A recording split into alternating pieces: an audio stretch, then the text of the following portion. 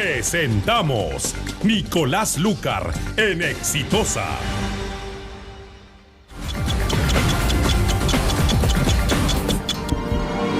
Muy buenas tardes, soy Nicolás Lúcar, esto es Radio Exitosa, son las 12:09 de este... ¿Qué día es hoy? El 10, ¿no?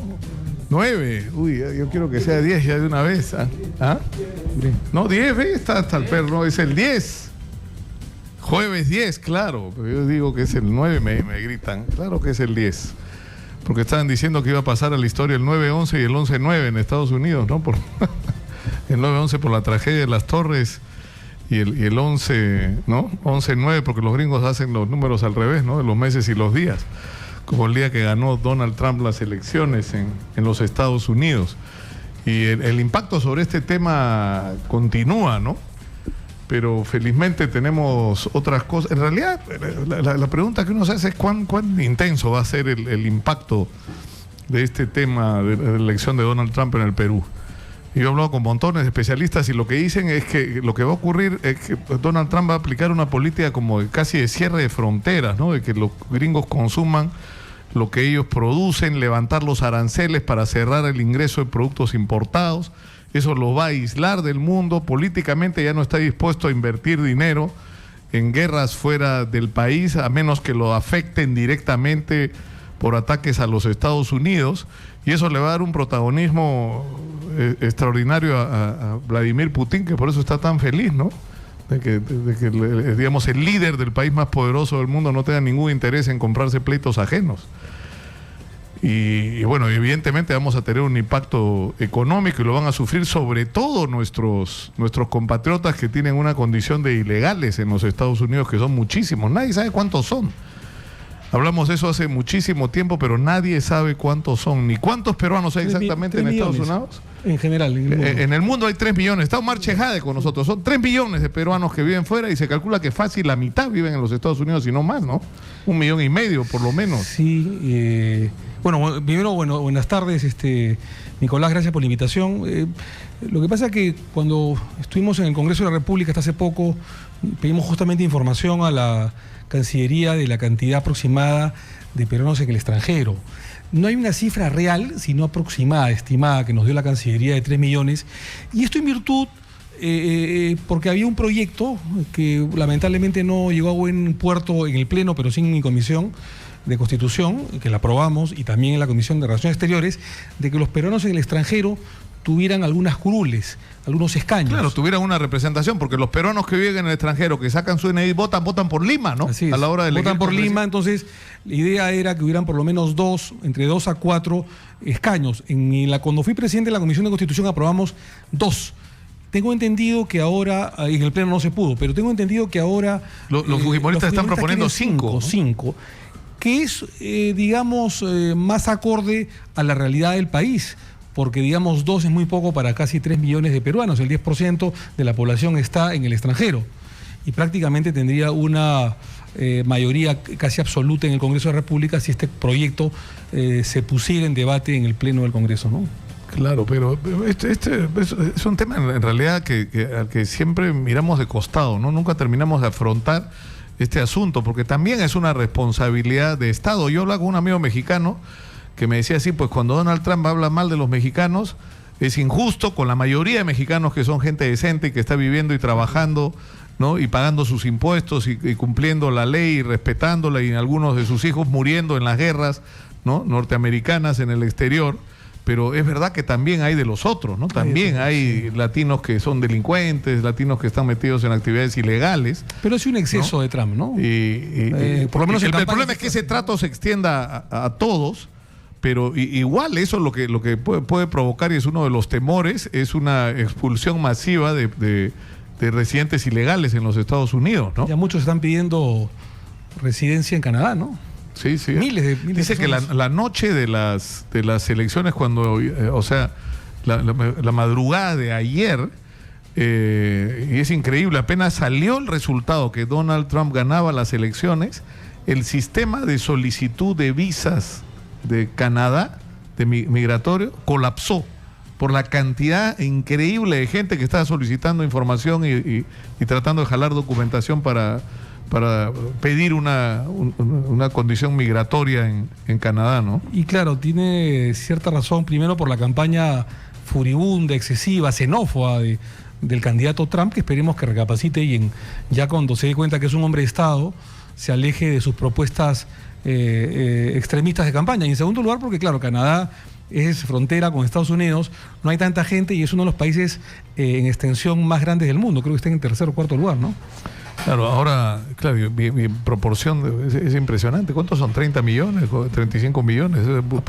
Muy poca gente. Muy poca gente. Ahora, vayamos al tema del Perú. Yo quería introducirlo de alguna manera con esta discusión que se ha planteado sobre la derrota de los medios de comunicación. O sea, que en Estados Unidos han perdido, las encuestadoras han perdido los medios de comunicación, han perdido los que supuestamente eran líderes a través de los medios ante la opinión pública. No es la tercera vez. Y alguien decía esta mañana, perdió Univisión. Univisión ganó las elecciones en el Perú y perdió las elecciones en Estados Unidos, ¿no? Porque Jorge Ramos se convirtió en un personaje en esta confrontación famosa que tuvo con Donald Trump y Univisión le ha dado con palo, ¿no es cierto?, a Donald Trump, pero perdieron la elección. Y eso nos lleva al tema del otro protagonismo que tuvo en su momento Univisión en el Perú cuando salió esta historia, ¿no? El supuesto colaborador de la DEA que decía que Keiko, que tenía un audio donde Keiko aparecía involucrada en narcotráfico y que como que nos lo hemos olvidado, nos acordamos de la otra parte, ¿no? O sea, en realidad habría que acordarse de la película completa, ¿no? Que es el tema en el que está implicado Klimper, ¿no? Sí, 3 caídas estrepitosas, Nicolás, de medios de comunicación en cuanto a pronósticos, ¿no? La primera creo que ha sido el Brexit, ¿no? En el Reino Unido. El Reino Unido. Nosotros viajamos, yo fui presidente de la Comisión de Alianza del Pacífico y viajamos con 4 o 5 parlamentarios, una invitación además pagada por el Reino Unido para visitar la Cámara de los Lores, la Cámara de los Comunes, y ahí un representante de la Cámara de los Comunes, miembro del Partido Conservador, del primer ministro inglés, que estaba, a diferencia de su primer ministro, a favor del Brexit, es decir, que digamos que el Reino Unido se independice y salga de la Comunidad Europea, de la Unión Europea, pero en ese momento era febrero y él nos decía, faltan 4 meses, las elecciones van a ser el 23 de junio, pero se van a acordar que vamos a ganar. Y a mí me pareció una locura, porque además él estaba en contra de su primer ministro, que era el jefe del Partido Conservador. Y ocurrió lo que había. A pesar que una semana antes, o 3 días antes, o 4 días antes, ganaba el no al Brexit, es decir, que el Reino Unido se quede en la Unión Europea. Eso fue el primer golpe. El segundo fue el tema lamentable del Tratado de Paz, de los convenios de paz entre el Estado colombiano y la FARC. Y la FARC, sí, por supuesto. Que lamentablemente perdió, ¿no? Ahora, vamos a interrumpir brevemente, Omar, porque tenemos en la línea al congresista Humberto Morales del Frente Amplio, que está en una comisaría, no sé qué conflicto se ha presentado, él mismo nos lo va a contar. Congresista, muy buenas tardes, cuéntenos qué pasó. Muy buenas tardes, Nicolás. Sí, pues el día de hoy hemos tenido un debate bastante álgido sobre una modificatoria de la ley de regantes, y ha habido una detención pues de 2 agricultores regantes de Chiclayo que estuvieron al frente de Palacio Legislativo y fueron detenidos en una vereda me parece una manera intimidatoria. Acabo de ver el video, tenemos el video, y bueno, estamos en la comisaría intentando de que puedan salir, ¿no? Porque al final lo que ha ocurrido es pues un altercado entre la policía y los regantes que están manifestándose probablemente pacíficamente. Entonces eso es lo que está pasando y hacemos una denuncia pública en realidad, porque esto no puede pasar, ¿no? Tenemos derechos constitucionales, los ciudadanos del Perú tienen derechos constitucionales de protestar o de plantear sus ideas libremente, ¿no? Entonces esto es lo que ha pasado y nosotros obviamente estamos tratando de estar acá en la comisaría y poder facilitar la salida de estos agricultores, ¿no? Estamos hablando del señor Eric Vidal Neteco y Jonathan Tufino Espinosa, que son agricultores del norte del Perú que están ahora en la comisaría, ¿no? Claro, lamentablemente, congresista, esto está pasando en los últimos días, que han ocurrido varias manifestaciones. El comportamiento de la policía ha sido un tanto agresivo con los manifestantes, ¿no? Que además están reclamando cosas muy parecidas a lo que muchos policías están pidiendo en este momento con respecto a sus condiciones de trabajo, a la situación de los hospitales y a sus honorarios, ¿no? Y en este caso, bueno, esto es otro tema, ¿no? Es el tema del se refiere al asunto del agua, ¿no es cierto? A las decisiones con respecto y a las atribuciones y a cuáles son los procedimientos y mecanismos para tomar las decisiones con respecto al uso del agua en el país. Pero yo creo que hay que hacer un llamado de atención al ministro de Interior sobre este tema, ¿no? Claro que sí, hacemos un llamado al ministro de Interior y que tenemos que, por supuesto, empezar a conversar sobre estas situaciones que está pasando en el Perú, pero también hay que decirlo, que los agricultores vienen en un afán de poder, porque ellos han atestiguado lo que ha ocurrido en Comisión Agraria, del cual soy vicepresidente. En la comisión no se ha debatido esta modificatoria de ley que se va a presentar por el señor Eler Melgar. Es más, los agricultores han denunciado al congresista Eler Melgar ante la Comisión de Ética porque hay un conflicto de intereses y él tiene una deuda de 2 millones de soles en este tema de regal. Son 2 millones de soles, Nicolás. Entonces, estamos hablando de una situación que ellos están llevando a un conflicto social. Y digo ellos, me refiero a la bancada fujimorista. Creo que estamos en este momento en comenzar a debatir y escuchar a la población, no en arremeter contra ellos. Y por eso hago yo un llamado al ministro. No puede ser que 2 parlamentarios estemos acá en una comisaría casi 1 hora esperando que por favor resuelvan cuando la policía ha arremetido en una vereda. Este es inaudito. Pero estamos acá y le hago un llamado a través de su medio, Nicolás, para que el ministro, por favor, pueda tomar cartas en el asunto, porque no podemos estar acá todo el día. Y hay otras votaciones que en este momento se está llevando en el Congreso. Claro. Te agradezco, Nicolás. No, muchas gracias al congresista Humberto Morales. Y hay que llamar la atención al ministro que ha dedicado prácticamente su vida a la defensa de los derechos humanos, entre otros, al derecho de la gente a manifestarse y a protestar pacíficamente, porque por lo que entiendo, ni la manifestación de los trabajadores del CAS, que fue arremetida hasta con caballos, ni la manifestación de las enfermeras, ni la manifestación de los médicos, ni ahora de los regantes, han sido manifestaciones violentas, ni mucho menos. Y es absolutamente posible manejar una situación de tensión social. Es decir, se supone que hay una policía especializada en manejar estos conflictos y no llegar a confrontaciones con la gente, sino controlar hasta donde esto sea posible, que no afecte el interés de terceros, ¿no? Pero es muy difícil cuando tienes una situación en la que ya tenemos un desborde, ¿no? de gente molesta que ya se cansó de esperar por soluciones. Pero estamos con Omar Chejada en los estudios de Exitosa. Me acaba de entregar la 2ª edición de La Gran Usurpación, Memorias de Gobierno, su libro, y esto coincide justamente con la presentación un poco tensa el día de ayer de Ollanta-Humala, ¿no? En el Congreso, ¿no? Mira, la presentación de Ollanta-Humala fue, a mi modo de ver, vergonzosa, ¿no? A mí me dio pena fundamentalmente la presentación de Humala, porque habiendo tenido diferencias o no, es un expresidente de la República, ¿no? Y él se dejó maltratar porque quiso, porque su exposición y el rol de preguntas que él contestaba era absolutamente dubitativo, evasivo, contradictorio. Yo creo que hasta Mario Moreno Cantinflas, Nicolás, y no es una exageración, hubiese contestado mejor que lo que hizo el presidente de la República, el expresidente de la República y Ollanta-Humala el día de ayer.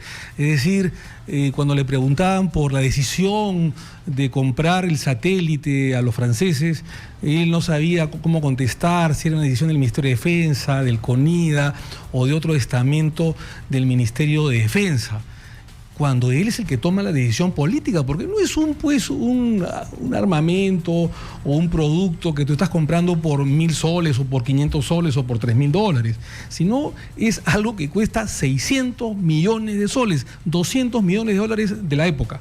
Entonces creo yo que debió contestar, además preparado, para contestar técnicamente con mayores recursos. No lo hizo, pero hay una gran oportunidad el día de ayer. Sí, pues ya habido momentos tensos, ¿no? Cuando le preguntan cuántas veces ha ido usted a Francia y él dice eso, ya lo contestó. Se trenza con Edwin Donaire, con el congresista Edwin Donaire, que dicho sea paso, estuvo bien faltoso, ¿no? Era como el general discutiendo con su subordinado, un comandante, ¿no? Pero y si te fijas que a diferencia de cuando se presentaba Alan García o el propio Toledo, a Ollanta-Humala no le decían presidente Humala. Todos le decían señor Humala, hasta con cierto rictus de desprecio. Pero porque él lo permitía, porque tú te das cuenta cuando hay un personaje que es líder, que impone respeto, que va al Congreso de la República y que, más allá de las diferencias o de las discrepancias o de la dureza de la discusión, hay un respeto con la persona que tú te estás enfrentando. Acá no había ningún tipo de respeto. Ahora, Omar, con respecto a este asunto específicamente del satélite, esto lo que se está diciendo es que esto es un convenio gobierno a gobierno, ¿no es cierto? Y que por lo tanto acá no puede haber corrupción. Es la primera pregunta si eso es cierto, si en un convenio gobierno a gobierno la corrupción de por sí está excluida.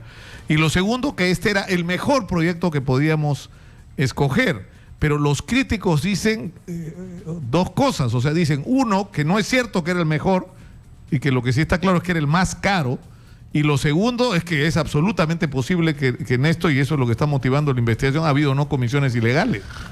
Yo en ese momento, en esa época, era miembro titular de la Comisión de Defensa Nacional y Orden Interno. Y yo me acuerdo perfectamente que a la Comisión de Defensa asistió el ex embajador del Reino Unido, con unos especialistas de la empresa que estaba de alguna manera postulando por el satélite, porque habían básicamente 3 satélites. Uno era el inglés, el británico, otro era el francés que ganó y el otro el israelí. Bueno, y hubo un español también, creo, ¿no? Por pero ahí, eso, pero claro, en menor medida. Pero creo yo, por los conocimientos que en ese momento adquiríamos en el tema de defensa, en el tema de satélite, en el tema tecnológico, que creo que el satélite con mayor tecnología, más propicio y más barato, era el británico, el del Reino Unido. Y nos sorprendió particularmente porque se eligió el francés. Y nos sorprendió más, Nicolás, porque justamente ese año, en octubre, Ollanta, probablemente desobedeciendo los consejos de la diplomacia de la Cancillería peruana y los consejos jurídicos, él desobedece al mismo tiempo el permiso que se le había dado por el Congreso de la República para viajar a Tailandia y luego a Indonesia, a la PEC, para luego sentarse durante varias horas, 6, 8 o 10 horas, a París y conversar con el presidente Hollande de Francia. Entonces uno dice, todo esto es raro, ¿no es cierto? Un presidente de la República... O sea, una parada que no estaba en el itinerario aprobado por el Congreso. No estaba en el itinerario...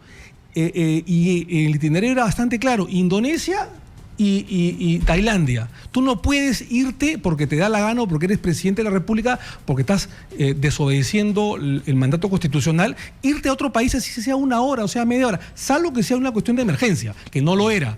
Entonces, tú te acordarás en la época, octubre del 2013, que eso ocasionó un escándalo que llevó a algunos congresistas de la oposición a pedir la vacancia del presidente de la República en ese momento, Ollanta. Ahora, ¿pero qué se presume? ¿Que en esa parada la agenda era este tema del Yo satélite? no creo que el expresidente Ollanta haya ido, perdóname Nicolás, a París, a Francia, a discutir o a comentar las posibilidades que tenía la selección francesa de fútbol para ir al Mundial de Brasil 2014, o las posibilidades de la selección francesa a la Eurocopa del Mundial. Ahora, procedimiento de gobierno a gobierno, ¿cómo funciona? Es decir, tú lanzas la oferta, los gobiernos que tienen interés dicen yo quiero participar, y los gobiernos son los que proponen a las empresas que van a presentar. Claro, pero acá hay una engañifa, pues, Nicolás. Y eso lo discutimos en la Comisión de Defensa en muchas oportunidades. Se dice de gobierno a gobierno, pero el gobierno no es el que fabrica. Es decir, hay una empresa intermediaria que tiene el visto bueno, la anuencia del gobierno que vende las armas o el producto o el satélite o lo que fuera. Entonces, es obvio que Ollanta fue el 6, 7 más o menos de octubre aproximadamente del 2013 a hablar temas del satélite. Ellos estaban muy apurados y le dan una cobertura, Nicolás, de compra secreta. Entonces yo me pregunto, yo estoy de acuerdo con la compra del satélite. Hay mucha gente, yo he escuchado a algunos amigos, incluyendo mi amigo Vitocho, que dice no, se compró el satélite, era innecesario, una compra suntuosa, cuando se han podido comprar, construir hospitales o educación o qué sé yo, o colegios. Yo de ese aspecto respetuosamente discrepo. Yo creo que un país que en ese momento estaba en bonanza, que estábamos creciendo 5 o 6 puntos porcentuales durante más de 10, 12 o 14 años, en la que hay caja y donde ese satélite va a solucionar problemas internos de lucha contra el narcotráfico, lucha contra la delincuencia, desarrollar el país, bienvenida a la compra. Yo estaba de acuerdo y estoy de acuerdo, y creo que fue, más allá que sea francés, inglés o israelí, una buena compra, Nicolás. Pero lo que yo estoy objetando es que el gobierno, por todos los indicios razonables que existen, se habría saltado los procedimientos administrativos y habría digitado obsesivamente claro, la compra a Francia. Para Francia, ¿no es cierto? Y la pregunta es si detrás de eso hay alguna cobro de alguna comisión ilegal, porque, o sea, lamentablemente, y estamos en una situación no solo en el Perú, donde tenemos tres presidentes que están enfrentando, ¿no? Y a estas alturas ya son 4, ¿no es cierto? Porque sería Ollantumala el 4. Es decir, y donde Lula está siendo procesado, y donde Cristina Kirchner, y donde hay presidentes hasta presos en otros países. Y donde ha quedado el gobierno brasileño de Dilma, ¿no? Claro, entonces de lo que estás hablando es que el tema de la corrupción, no porque intervenga el gobierno, entonces no hay corrupción, al revés, lo que se presume es lamentablemente lo contrario. Y hay algo más sospechoso aún, Nicolás. Nosotros recibimos indicaciones de Palacio de Gobierno que nos parecieron, a la bancada nacionalista en ese momento que yo pertenecía, indicaciones precisas para apurar, agilizar en el Congreso la aprobación de la agencia de compras la Fuerza Armada.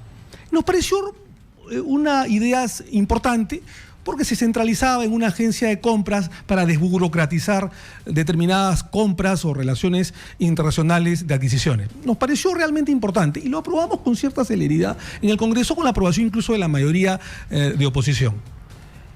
Y no se utilizó la agencia de compras de las Fuerzas Armadas o del Ejército para comprar el satélite, porque fue una compra de gobierno a gobierno. Entonces yo me pregunto, ¿para qué nos hicieron apurar el presidente de la República en más de una reunión de bancada con el ministro de Defensa en ese momento, el señor Cateriano, en aprobar la Agencia Central de Compras cuando ellos iban a comprar algo caro? Yo conozco hace gobierno. muchísimos años a Pedro Cateriano y a su familia. Y Pedro Cateriano puede tener muchos defectos, pero yo no me imagino a Pedro Cateriano, no me lo imagino involucrado en un acto de corrupción. No me lo imagino. Pero sinceramente me cuesta aceptar siquiera la posibilidad. Ahora, la pregunta es ¿quién tomó las decisiones? Nadie está diciendo. Porque lo que dice Pedro Cateriano es finalmente la decisión no la tomé yo, ¿no es cierto? La tomó Nadine Heredia en todo caso. Habría que investigar, porque te repito que Nadine Heredia, digamos, se inmiscuye en todo. Yo no estoy diciendo que Pedro Cateriano haya estado metido en actos de corrupción. Lo que sí he señalado, y lo señalé en el 2013, peleándome con algunos miembros de la bancada, Nicolás, es que Pedro Cateriano, hasta el día de hoy, no lo dijo en ese momento y no lo ha dicho hasta el día de ahora, con una amnesia inusitada, no ha dicho el día de hoy con quién estaba conversando en el famoso audio de la luz verde. Porque no puede ser que le engañe al país el señor Cateriano y diga, no sé, no me acuerdo, me adulteraron el audio. Claro, lo que se dice es que el audio es ininteligible, que el audio es borroso, que el audio ha sido editado. Pero, digamos, existió esa conversación y la pregunta que todo eso, Omar, es ¿quién era el interlocutor? ¿Quién era el interlocutor? ¿Por qué no lo dice? Si todo está limpio, si no hay un tema turbio, si todo es transparente como el agua, entonces ¿por qué el señor Cateriano no dice, ya, conversé con fulano de tal? Porque, además hay que decir lo siguiente, ese audio supuestamente adulterado fue un peritaje de la policía en el gobierno del presidente Ollantumala. O sea, eso hay que tomarlo con pinzas. Y además la voz era de Cateriano y perfectamente, y esto no fue adulterado, esta parte por lo menos, en la que el señor Cateriano dice, ya Nadine Heredia me dio la luz verde para hacer las compras. Después dijo que las compras las había hecho porque efectivamente llamó a la señora Nadine Heredia porque no había encontrado al presidente Ollanta y como tenía como de comunicación directa con Nadine, la llamó para que agilice con su esposo una determinada compra, me parece que de un hospital o algo así en provincias. Pero si todo está claro, si no hay nada que esconder, ¿por qué hasta el día de hoy el señor Cateriano le da amnesia y dice, no sé, no me acuerdo con quién conversé en ese momento o no quiere hablar? Es porque hay algo turbio. Entonces, debería el señor Cateriano aclarar, ya, hablé con fulano de tal, con determinada persona y no hay nada de malo. Entonces, claro, yo no estoy imputando que el señor Cateriano haya cometido un acto de corrupción, quiero pensar que no, hay una buena referencia sobre él, pero sí nos da mala espina que el señor Cateriano hasta el día de hoy sea amnésico y no quiera reconocer con quién ha hablado, ¿no? Sí, tenemos que ir a la pausa. Yo solamente quería preguntarte si puedes contestarnos así lo más corto posible. ¿Cómo ves tú lo que viene con respecto a Nadine Heredia y a Ollantumala? O sea, les espera un callejón oscuro judicial, ¿no? Sí, a mí me da mucha pena en el caso del expresidente Ollantumala, porque mal que bien he sido su amigo y he sido su abogado y su colaborador cercano. Lamentablemente no ha habido una reciprocidad afectuosa por parte de él en muchos momentos, no solamente conmigo, sino con sus principales colaboradores. Pero sí tiene un tema muy complicado. Acuérdate que, por ejemplo, hay una libreta del Poder Judicial de Brasil en la que señala que Ollantumala habría recibido una determinada cantidad de dinero. Hay OH Perú, ¿no es cierto?, en el tema Lavajato, y en el tema de su esposa lo tiene más complicado aún porque ella no tiene ningún blindaje, ningún paraguas legal que sí lo tiene el expresidente Humala, como un antejuicio, por ejemplo. Es una ciudadana común y corriente que se va a enfrentar, y ya se está enfrentando a la justicia común, ha tenido incluso hasta una orden de impedimento de salir del país, un arraigo. Entonces, ella negó sus agendas en 1000 idiomas durante 4 meses, y para luego decir que sí eran sus agendas, o sea, le mintió al país.